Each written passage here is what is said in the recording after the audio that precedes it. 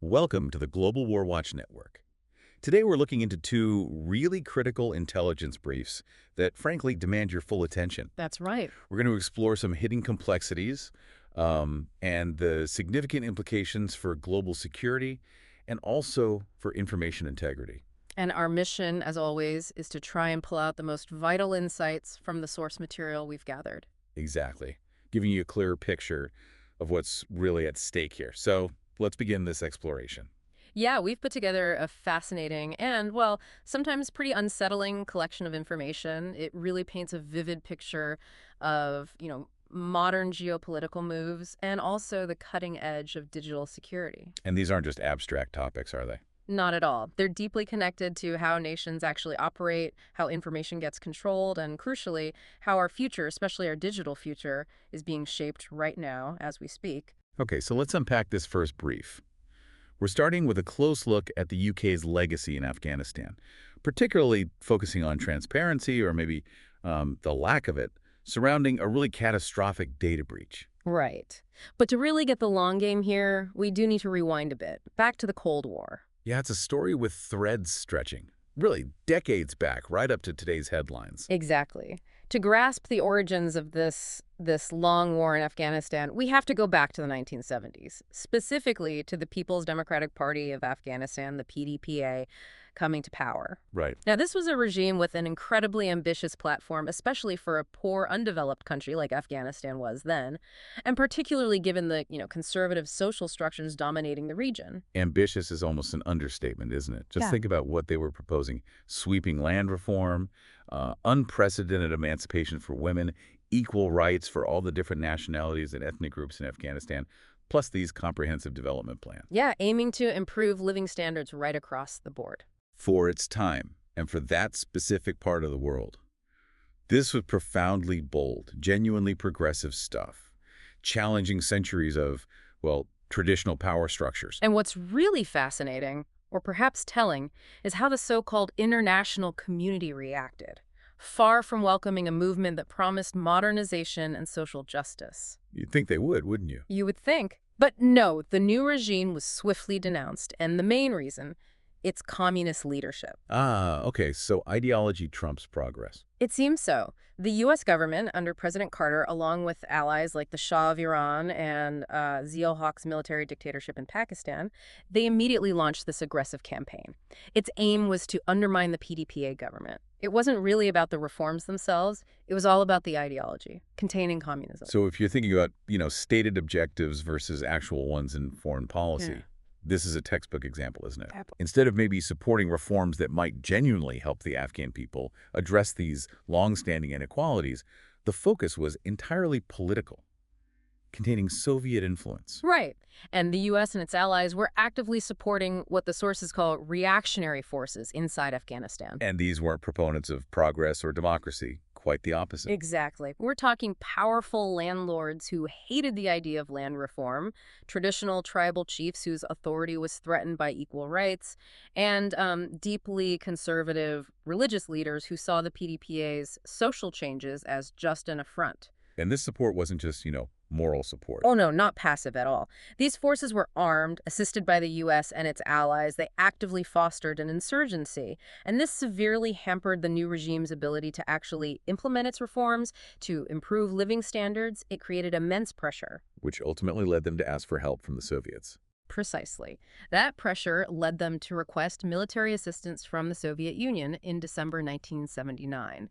And that request then triggered a decade of Soviet military intervention, turning Afghanistan into, a major proxy battlefield of the Cold War. Okay, so the Soviets are in, and this is where it gets maybe even more cynical. I think so, yeah. While the Soviets were getting bogged down, the U.S. stepped up its own intervention, pouring weapons and resources into forces that were, let's be honest, antagonistic to pretty much everything the U.S. often claims to stand for: equality, democracy, liberalism, socialism. But they were presented differently in public. Oh, completely. The U.S. government simultaneously presented these forces, the Mujahideen, as valiant freedom fighters. That's a huge disconnect. Yeah. It really makes you wonder, doesn't it? Yeah. What does this tell you about stated versus actual foreign policy objectives? It's a critical question. Are the proclaimed values ever really the primary drivers? Or are they often just, convenient justifications for broader geopolitical aims? And this cynical nature, it wasn't just suspected, it was later confirmed, wasn't it, by Brzezinski himself. Yes, Zbigniew Brzezinski. He was National Security Advisor to President Carter back then from 77 to 81.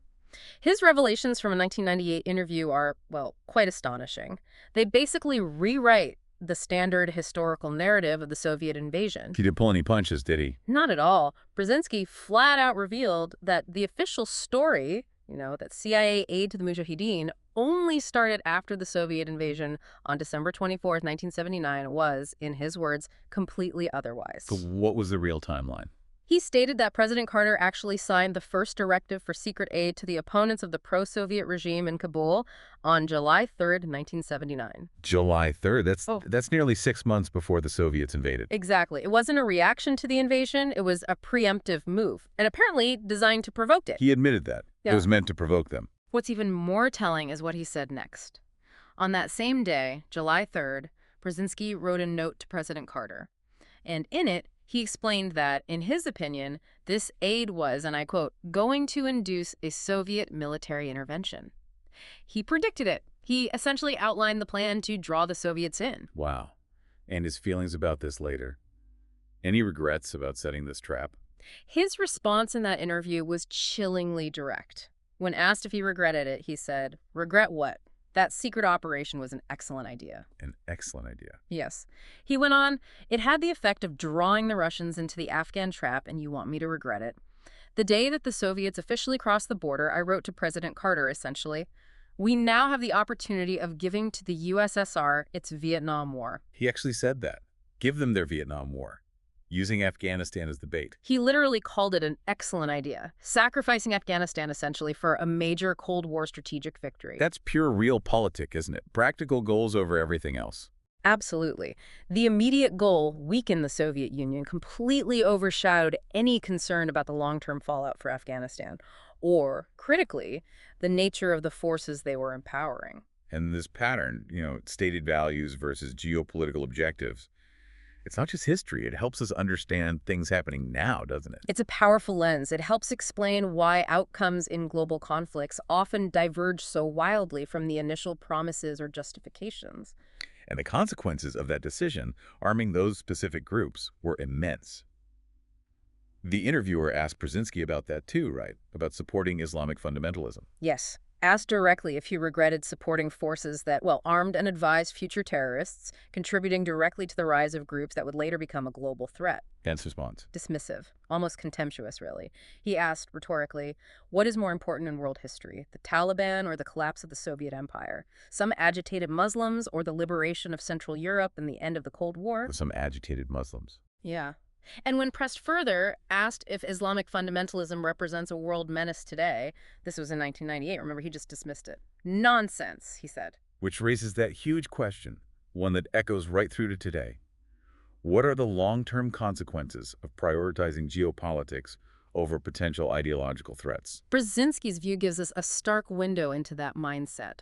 Fundamentalism was seen as maybe a negligible side effect compared to the grand prize of winning the Cold War. But the blowback, as we now know, was anything but negligible. It was immense, tragic, and led directly to events like 9/11. It showed that some agitated Muslims could indeed become a world menace. Which brings us right up to the post-9/11 era, and how those shifting targets had these enduring costs, not just for Afghanistan, but globally. And it's often overlooked, isn't it, that before 9/11, the U.S. had actually been engaging with the Taliban. That's right. Courting the Taliban is the phrase used in our sources. For years, largely ignoring their documented cruelties. Why? What was the goal? Primarily trying to secure deals for the UNO-NOCAL energy pipeline project, a major pipeline planned to run through Afghanistan. So, business interests again. Seems like it played a big role, and it's important to remember how recent this engagement was, as late as May 2001, just months before 9/11. Months? Really? Yes. The Taliban regime was given $43 million by the U.S.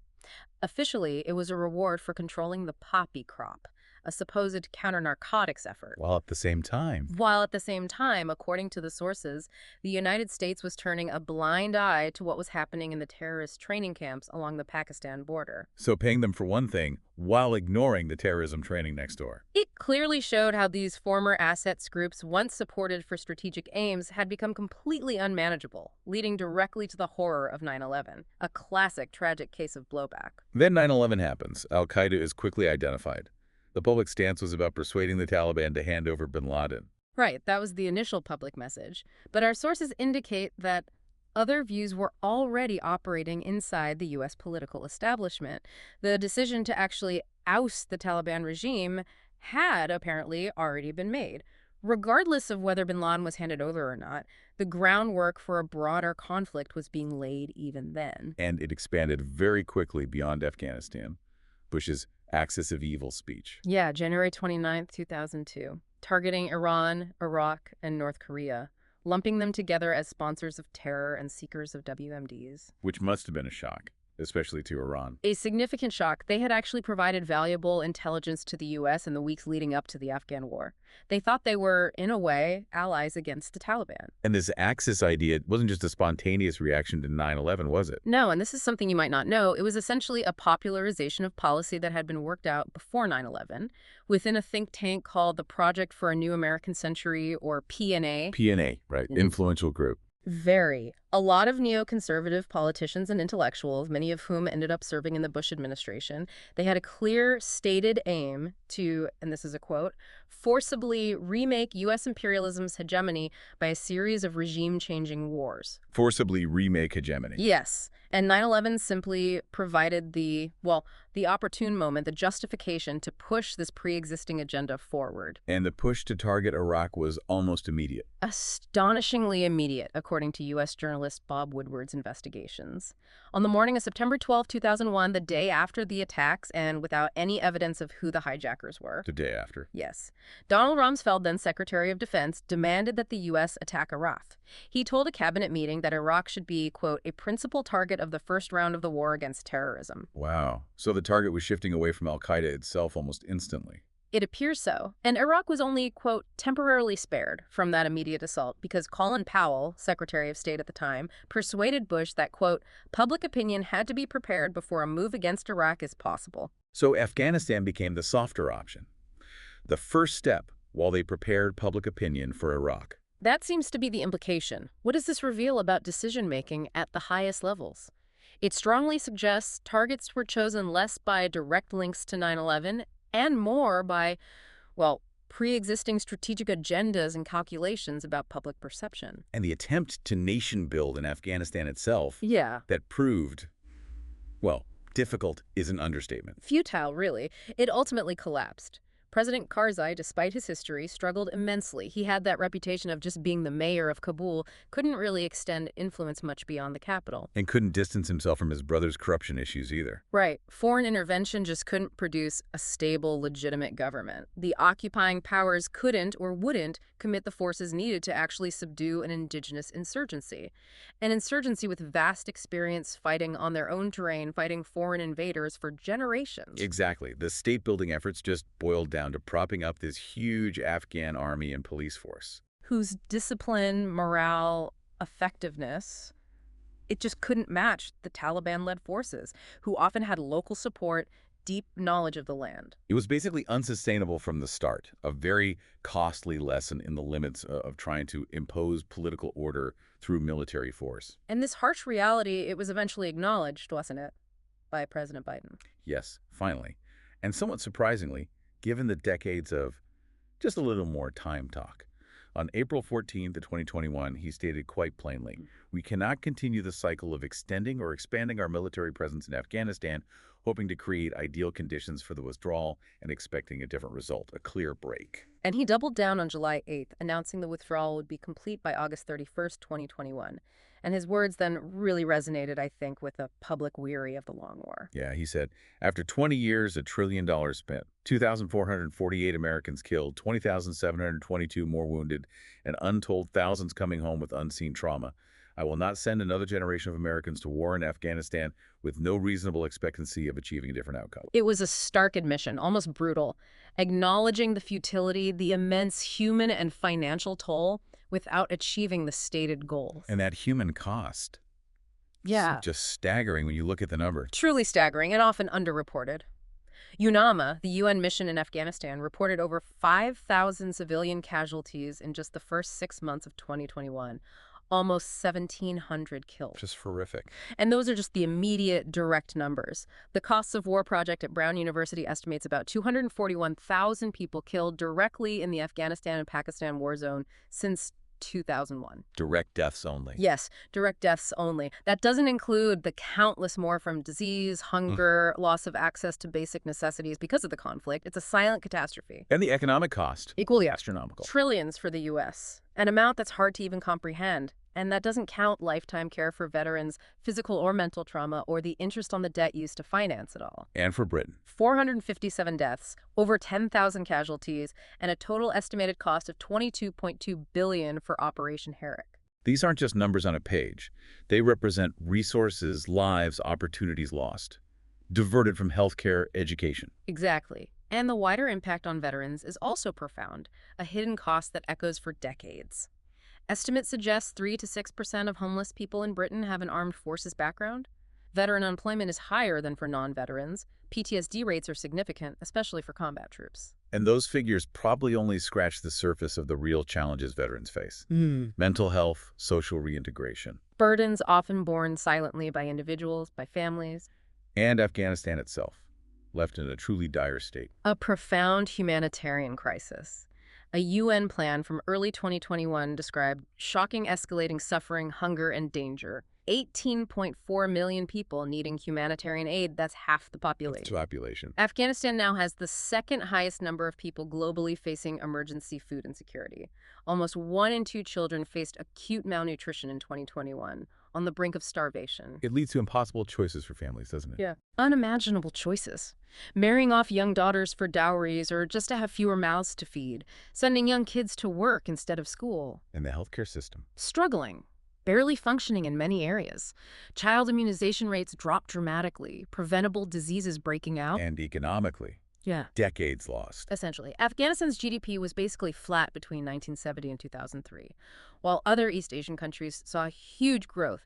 Any growth since 2003 was distorted, tied to the occupation and war, not genuine development. So looking at this whole picture, the sources conclude it's essential to end such grotesque displays of imperial arrogance. Strong words. Very strong. And they draw a link between Britain's involvement in Afghanistan and its ongoing support for the war and siege on Yemen, which has an even worse hunger problem. Why should you, our listener, care about this broader context? Because these decisions, these interventions, withdrawals, they impact global stability, human lives far beyond the immediate war zone. They perpetuate cycles of suffering. It's a pattern. Which brings us to a more recent and equally troubling issue. Transparency, accountability, or the lack thereof. Specifically, the UK Ministry of Defence data breach. Yeah, this incident didn't just expose a massive security lapse. It revealed the extraordinary lengths official channels went to suppress the story, gagging the press, even Parliament. This is where that aggressive journalism becomes absolutely vital, the kind that challenges power, digs for truth. Because the details here are genuinely shocking. What happened exactly? In early 2022, a junior Royal Marine accidentally released a spreadsheet. It contained personal details of thousands of Afghans. Afghans who had helped British forces? Yes, those who applied to relocate to the UK under the ARAP scheme, the Afghan Relocations and Assistance Policy, or similar ex gratia schemes. So potentially exposing them to the Taliban. Exactly, not just an admin error, a catastrophic failure. It exposed around 19,000 Afghans, many who'd risked their lives, to direct retaliation. And reportedly, it also compromised MI6 operatives active in the field, turning it into a full-blown national security crisis, lives directly at risk. And the Madh's response? Not transparency. Quite the opposite. They immediately sought a contra mundum super-injunction. granted by Mr. Justice Robin Knowles on September 1st, 2023. A super-injunction. That sounds serious. Extremely serious and extremely rare. It didn't just ban reporting on the breach itself, it actually forbade any mention of the injunction itself. A total blanket of silence, designed to make the whole episode vanish. Think about that. Parliament, meant to hold government accountable, was gagged. Ministers couldn't even acknowledge it publicly. And major media outlets, The Times, The Independent, The Telegraph, FT, they were added to the proceedings, not by choice, but under threat of contempt if they reported anything. So as the judge later said, it completely shut down accountability mechanisms. What does that mean for democracy when a failure this big, putting lives at risk, can just be hidden by law? It's a deeply concerning question. And the rationale given for the secrecy that the Taliban might not otherwise learn of the leak that started to look shaky over time. How so? By May 2024, the MoD's own internal review reportedly concluded the Taliban likely already possessed the compromised dataset. So the justification for the secrecy was gone. Pretty much. Judge Chamberlain, reviewing the case later, said the injunction wasn't just redundant, it actually posed a risk because it stopped public and parliamentary scrutiny. He explicitly said that scrutiny is liable to improve the quality of their decisions. The silence itself was harmful. So if the MoD believed the Taliban likely already had the data, why keep the gag order? It really suggests the primary concern was political embarrassment, not national security. Fear of the public reaction to the incompetence. That's certainly how it looks. And this whole relocation program, designed to help those at risk, it even had a secret code name. Operation Rubific. And the cost. Estimated at a staggering £6 billion to relocate about 20,000 Afghans. $6 billion. Yes. Judge Chamberlain's reaction when he found out the cost was apparently, am I going bonkers? It just highlights the huge political and financial stakes hidden from public view. And the secrecy wasn't just one party. Labor got involved, too. Yes, that's a key point.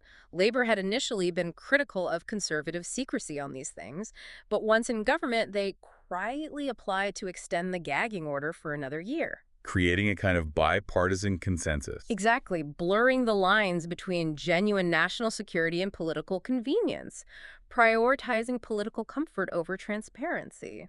The MoD eventually backed down, supporting lifting the gag in July 2025, but accountability. That remained elusive. Critically, no official was disciplined for the breach. The junior Royal Marine, reportedly responsible, moved sideways to another role. Senior MA figures escaped scrutiny entirely, and perhaps most incredibly, ministers only learned about the breach from a public tip-off via Facebook. They found out on Facebook, seriously. Apparently so. And adding insult to injury, a crucial MoD email safety check was scrapped shortly before the Afghan data leak, a basic failure of due diligence. So what does it mean for accountability when failures this big, this dangerous, have no real consequences for those at the top, when the government relies on Facebook for intel? It points to something deeply wrong. A systemic issue, absolutely. And when the story finally broke, public and online reactions were, as you'd expect, all over the place. Outrage. Plenty of outrage, absolute disgrace, sheer incompetence, demands for accountability, resignations, but also debates about the cost, the £6 billion.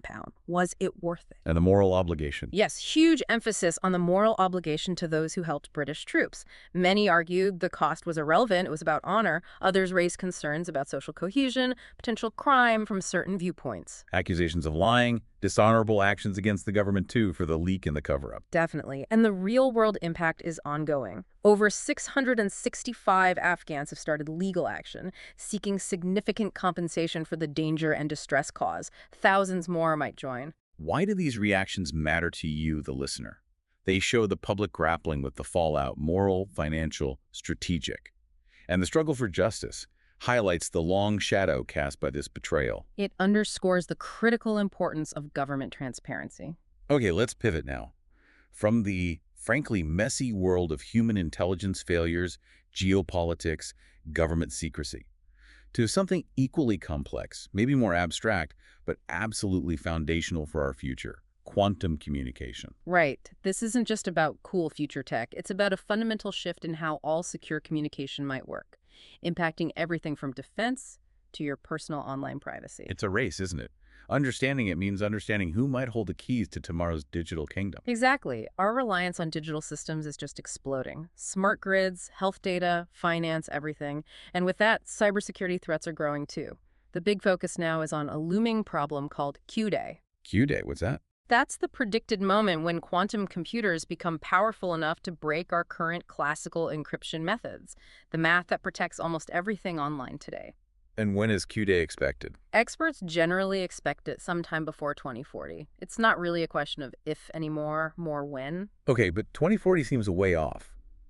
Why the urgency now? Because of something called the store now, decrypt later threat. Store now, decrypt later. Yeah. Imagine a malicious actor, maybe a state-sponsored group, intercepts sensitive encrypted information today. Your bank details, government secrets, medical records, even if they can't crack the encryption now, they can just store that data, hoard it. Then, once powerful quantum computers arrive, maybe in 10, 15 years, they can decrypt everything they've stored. So secrets stolen today could be exposed years down the line. That is urgent. Precisely. Everything relies on encryption, and that foundation is potentially vulnerable in the future. So what are the solutions being developed? Quantum-safe cryptography. Right. There are two main approaches. First, post-quantum cryptography, or PQC.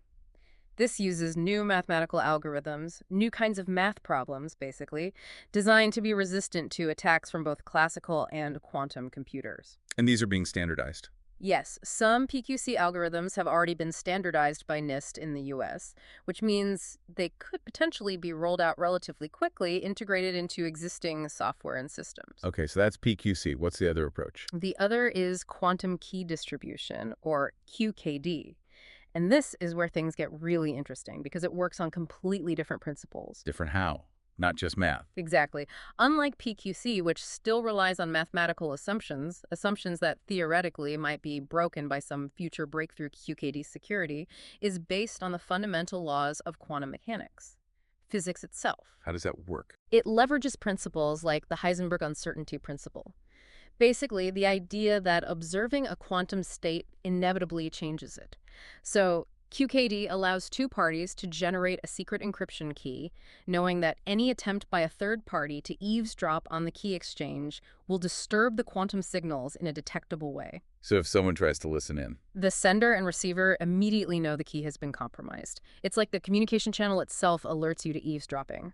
It offers physically secure key exchange based on physics, not just mathematical hardness. Wow, that sounds truly uncrackable. In principle, yes. The current thinking among experts is that we'll likely need a hybridization approach, using both PQC and QKD. Why both? Well, PQC can be deployed more broadly and quickly, especially in software. QKD, which requires specialized hardware, provides that ultimate physically backed layer of security for the most critical top-secret data that needs to be protected for decades. It's like having multiple layers of defense. Okay, so QKD has this incredible promise. But you mentioned challenges. It's not straightforward adoption. Far from it. Like any cutting-edge tech, QKD faces significant hurdles, both technical and non-technical. Let's unpack those. What are the main technical challenges right now? First up is distance. Fiber-based QKD is currently limited to maybe 100 to 150 kilometers. The quantum signal degrades over longer distances. So how do you send keys further? Right now, you need what are called trusted nodes. These are basically secure relay stations along the fiber. They receive the key, decrypt it, then re-encrypt it for the next leg of the journey. But trusted implies a potential vulnerability, right? Exactly. Each trusted node is a point where the key exists in a classical form, so it could theoretically be compromised if the node itself isn't perfectly secure. That's a major concern for very high security applications. Is there a way around trusted nodes? The long-term hope is quantum repeaters, which could extend the range without needing trusted nodes. But they're still in basic research, not expected to be viable before 2035 at the earliest. What about satellites? Satellite-based QKD is another option for global reach, but it's generally less mature, more expensive, and has its own challenges with things like atmospheric interference and aligning signals. Okay, so distance is one issue. What else? Stability and robustness. Many current QKD systems are quite sensitive. They don't like temperature changes, vibrations, even dust. Not ideal for real-world deployment outside a lab. Definitely not. They need significant improvement before they can be reliably operated in, say, an industrial setting or across different climates without constant expert tweaking. And the speed. How much key material can they generate? Key rates are another factor. Currently, we're typically talking a few kilobits per second. That's enough for some things, like securing voice calls or distributing keys for other encryption. But for encrypting large data volumes like massive databases or high-definition video streams, we'll need much higher key rates, probably into the megabits per second range eventually. So for now, you have to prioritize what gets QKD protection. Yes, organizations will need to decide which data is critical enough to warrant the current limitations and cost. You mentioned the physical principles make it secure, but are there still ways to attack the devices? Yes, that's a crucial point. Despite the theoretical security of the quantum physics, the physical devices implementing QKD aren't perfect. These imperfections can open doors for side-channel attacks. Side-channel attacks. These don't break the quantum principles themselves, but they exploit weaknesses in how the device is built or operates. Things like subtle light leakage or imperfections in the photon detectors. Attackers might use methods like Trojan horse attacks, sneaking a signal into the device, or photon number splitting attacks to try and glean information about the key without triggering the main detection mechanisms. So how are researchers addressing that? By developing more advanced QKD protocols, things like entanglement-based QKD, measurement device-independent QKD, MDI QKD, twin-field QKD, TFQKD, and even device-independent QKD, DIQKD. These are essentially smarter, more complex ways of exchanging the quantum signals that are much more resilient to these kinds of device-level attacks, aiming to make the security rely less on trusting the specific hardware components. Okay, that sounds complex. What about cost? Cost is a huge barrier right now. A single QKD system, one end of the link, can easily cost $200,000 or more. Wow. Why so expensive? It's mainly due to low production volumes, it's still a niche market, and very high R&D costs. Plus, some key components like high-quality single photon detectors and quantum random number generators are inherently expensive to manufacture currently. And integrating these expensive boxes into existing networks isn't simple either. No, it's complex. You need to integrate them with existing key management systems, with encryptors that actually use the keys. It's not plug and play yet. And a big issue is interoperability. Systems from different vendors might not necessarily work together smoothly. That creates lock-in risks and makes building large, heterogeneous networks difficult. And the infrastructure itself needs special fiber. Yes, currently QKD generally requires dedicated dark fibers, optical fibers, that aren't carrying other traffic. This is to avoid interference between the very faint quantum signals and the bright classical data signals. So you need new fiber lines or dedicated existing ones. That adds significant cost. Absolutely. Laying new fiber is expensive, and leasing dark fiber isn't cheap either. Research is ongoing to allow QKD signals to co-propagate with classical signals on the same fiber, which would be a big help, but it's not commercially standard yet. Okay, those are some significant technical hurdles. What about the non-technical barriers? You said that they might be even tougher. They can be. Standardization and certification are perhaps the biggest non-technical roadblocks right now. Despite efforts by standards bodies like ETSI in Europe and national agencies like Germany's BSI validating protection profiles, as of now, no QKD device has actually been certified or approved in Europe. Not at all. Not yet for widespread use. South Korea is a notable exception. They have certified one system for national security applications. But without official certification, it's very hard for governments or critical infrastructure operators to adopt the technology with confidence. You need that stamp of approval. And just general awareness. Do people even know this is coming? Awareness and acceptance are still quite limited in many sectors. Many organizations aren't fully aware of the quantum threat to their current encryption or the quantum-safe solutions being developed, and there's always inertia, a reluctance to change existing systems that seem to be working fine for now. Demonstrations, pilot projects, proof-of-concept trials are really crucial to build trust and show the value proposition. What about supply chain risks? You mentioned that earlier. Yes, that's a major geopolitical concern. If the critical components for QKD, things like specialized chips, lasers, detectors, are only produced by a few vendors or concentrated in certain countries, that creates vulnerabilities. Dependence, basically. Exactly. Dependence creates risks of supply disruption, espionage, or even built-in backdoors. Achieving technological sovereignty, ensuring a nation or region has control over its own secure communication technology, requires diversifying that supply chain. And finally, the fact that QKD won't be everywhere means uneven security. Right. At least for the foreseeable future, QKD will likely only protect certain high-value links or specific data flows. Your average laptop or smartphone isn't going to have QKD built in anytime soon. This creates a challenge. How do you manage security across a network where some parts have this ultra-high quantum security, and other parts, especially the endpoints, rely on maybe PQC or even older methods? Ensuring end-to-end security in that kind of mixed environment is complex. Okay, so lots of challenges, but assuming these get overcome, where will we see QKD making the biggest impact? Which sectors need it most? Let's look at some key areas. Public administration, governments are obvious key potential customers. They have extremely high security needs, often needing to protect classified information for decades, maybe even up to 100 years for top secret archives or intelligence. The stakes are incredibly high. But they're cautious for now. Very cautious in Europe, yes. Yeah. Significant large-scale implementation isn't really expected before 2030, mainly due to those maturity, certification, and regulatory issues we talked about. Are there examples elsewhere? Yes, globally, some countries are moving faster. China has its famous Beijing-Shanghai backbone network, 2,000 kilometers, using 32 trusted nodes, reportedly used by government and financial institutions.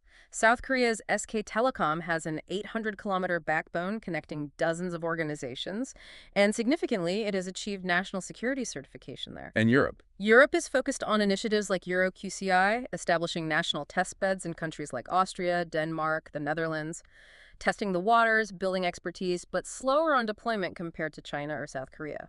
And the trusted node issue remains a concern for top-secret data. It does. Can you truly trust those intermediate points? Also, the systems need to become robust enough for regular IT staff to operate, not just quantum physics experts. What about military and defense? Their needs must be just as high. Absolutely. Data security requirements are as high as in the public administration. Long-term protection for highly confidential info troop movements, plans, intelligence. QKD is seen as a vital complementary solution to PQC, adding that physical security layer. How might they use it? For strategic communications between fixed domestic military sites, say, connecting headquarters to bases, QKD offers advantages over sending keys physically via courier. It's faster, more flexible. And the trusted node issue might be less problematic there. Potentially. Military bases could act as secure, trusted nodes themselves, keeping the chain of trust within the military's control. NATO and the European Defense Agency are actively looking into QKD for these kinds of secure command and control links. What about troops in the field? No. Mobile units? That's much harder. For deployable headquarters far from fixed infrastructure, satellite QKD is really the only viable option currently, and it's complex. For tactical communication mobile units, drones, submarines, the challenges are immense. You need extreme robustness to handle mobility, harsh conditions, and for short missions, the advantages over just using pre-shared keys might be limited. So, high potential, but still hurdles with approval and especially interoperability between allied forces. Exactly. Getting different nations' systems to talk securely is a big challenge. Okay, moving to critical infrastructure, utility providers, power grids, water supplies. This is a huge potential area. QKD could help secure the control systems for electricity grids, gas pipelines, water networks, preventing catastrophic blackouts caused by hackers or protecting vital national resources. It could add a crucial security layer for things like tower line communications or the control networks for smart grids. Is the awareness there in that sector? It's growing. The potential market is seen as very high. But adoption is slowed by economic constraints. These are often private companies balancing cost and security, plus the low maturity of the tech and lack of clear regulations mandating this level of security yet.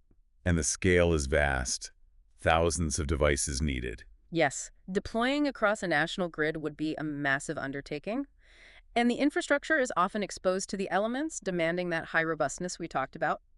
Cost effectiveness is key for these operators. What about the medical sector? Protecting patient data? An extremely high demand for long-term data privacy here. Patient records, medical images, sensitive research data, genetic information, this all needs to be kept confidential for very long periods. So big opportunities. Huge opportunities. QKD could secure the storage of records, the transmission of data between hospitals or labs, and secure telemedicine services. Pilot projects are happening. But bottlenecks exist. Significant ones. Limited IT budgets in many healthcare institutions. Low awareness among hospitals and even patients about the quantum threat. Widespread adoption seems unlikely in the short term. What about future uses? Like wearable health sensors? Securing wireless body sensor networks, real-time health data transmitted securely is a Very promising future use case. Imagine your vital signs monitored and sent to your doctor with quantum security, but that's probably quite far off, needing miniaturization and cost reduction. Okay, banking and finance. High cyber threats there already. Absolutely. They handle incredibly sensitive financial data, transaction details, customer information. They're prime targets. And regulations like NIS2 and DORA in Europe are already pushing them to improve IT security significantly. So are they adopting QKD? Cautiously. It's generally seen as optional right now, not mandatory like some other security measures, but demonstration projects are happening, securing bank transfers between branches, protecting data center links, even exploring uses in blockchain. Interest is growing. They have the funds, presumably. Generally, yes. The sector is cautious, but well-resourced. The market potential is considered medium short-term, but high long-term. And having fewer specific regulations mandating QKD compared to the public sector might actually speed up market entry slightly for certain applications. What about general industry? Manufacturing, supply chains? QKD could secure communication between factories, protect sensitive industrial process data, secure supply chain logistics, maybe even future vehicle-to-vehicle communication for autonomous systems where security is paramount for safety. But the urgency isn't as high there generally. Typically, no. The need for quantum-level security and decades-long data protection is often lower in general industry compared to government, defense, or finance. So the short to medium-term potential is more limited. Cost is a major barrier here, too. Most companies need a clear ROI. But one area you mentioned seems very promising. QKD as a service. Yes, this looks like a really important model. Telecom providers, data center operators offering QKD secured connections or encryption as a service. Why is that promising? Because it lowers the barrier to entry for users. They don't need to buy and manage the expensive QKD hardware themselves. They can leverage the provider's existing fiber infrastructure. It makes quantum security accessible to more organizations. So QKD could become a utility, like internet access? That's a really interesting prospect. It could democratize access, but the business models are still being worked out. And scaling these services requires huge infrastructure upgrades by the providers. And again, that crucial issue of interoperability between different providers' networks needs solving. Okay, so let's look at the timeline. How does the technology evolve from here? You mentioned development statuses. Right, let's map it out roughly. Development status 1 is basically today, up to around 2025. Key rates are low, a few bits. Distance limited to 150 kilometers on dark fiber. Systems are sensitive to environment. They're big, 19-inch racks, need specialized technicians, very expensive, 200,000 TOSM per system, and crucially, no certification or approval in most places yet. The development status 2, maybe 2025 to 2030? We expect significant improvements. Key rates up to a few hundred bits. Any distance becomes possible using trusted nodes. Repeater still unlikely. Better robustness, maybe with auxiliary cooling or shielding. Still likely 19-inch racks, but operable by trained IT staff, not just physicists. Costs hopefully halving, maybe $100,000. And critically, we expect the first national security certifications in this phase, a major step for trust. And the ideal future, development status 3, 2035 onwards. This is the transformative stage. Key rates well into mbits, handling huge data volumes, any distance achievable, maybe with early quantum repeaters finally appearing, fully robust systems resilient to environment, and massive miniaturization thanks to things like photonic integration, maybe reducing the hardware to the size of a plug, making it truly compact. Plug and play easy. That's the goal. Minimal expertise needed, very low maintenance, and costs dropping dramatically, perhaps to €10,000, €20,000 per system, making it widely accessible. And by then, national security certification should be standard. And this timeline affects when different applications become feasible. Absolutely. Things like securing data center links or interbank transfers might see slow adoption starting now or in status 2. Strategic military links or securing government communications probably gain traction status 2 once certification arrives. Critical infrastructure. Securing grid substations might start in status 1, 2, but protecting the core control rooms may be more status 2, 3. Same for medical data, basic file protection earlier, but securing telemedicine or complex industrial controls probably waits for status 2 or 3 as tech matures and costs fall. And those advanced applications like body sensors or vehicle communication. Definitely status 3, 2035 and beyond, when the tech is small, robust, and cheap enough. So wrapping up on quantum communication, it's Clearly strategically vital for long-term security. A digital arms race, really. Undeniably, despite all the challenges, technical limits, standardization hurdles, cost the drivers are huge, continuous R&D, getting certification sorted, rolling out infrastructure, reducing costs, and just increasing awareness. These are all crucial steps. And it's about technological sovereignty, too, not being dependent. That's a key motivation for many nations and regions like the EU, ensuring they control their own fundamental security infrastructure in the quantum era. The race for quantum communication dominance will absolutely reshape global power dynamics. Who controls unhackable communication?